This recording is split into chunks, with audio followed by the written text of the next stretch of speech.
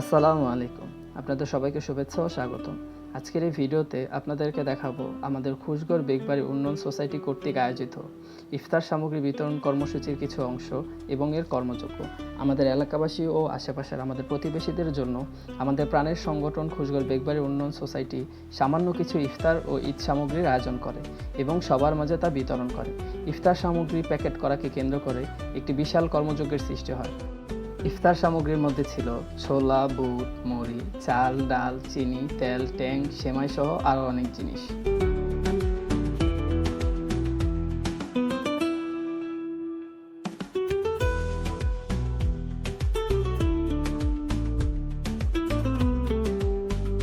ইফতার সামগ্রী প্যাকেটজাতকরণ ও বিতরণে সাহায্য করেন আমাদের এলাকার যুবক সমাজ এবং তারই সাথে আমাদের মুরব্বীগণ। তাদের সবার অক্লান্ত পরিশ্রমে আজকের অনুষ্ঠানটি সফলভাবে পরিচালিত হয়।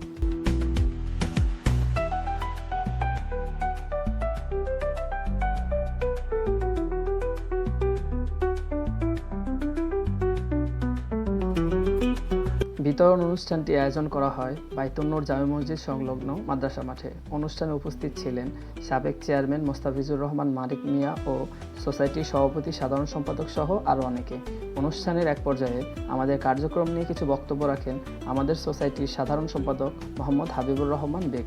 প্রায় 125টি পরিবারের মধ্যে ইফতার ও ঈদ সামগ্রী বিতরণ করা হয়। আমাদের সোসাইটির সাথে সংশ্লিষ্ট সবাই আর্থিক ও শারীরিকভাবে অনেক পরিশ্রম করে আমাদের অনুষ্ঠানটি সফল করেছে। আমাদের সোসাইটির সাথে সংশ্লিষ্ট সকলের জন্য আপনাদের কাছে দোয়া প্রার্থী। আজকের জন্য এই পর্যন্তই। আল্লাহ হাফেজ। আসসালামু আলাইকুম।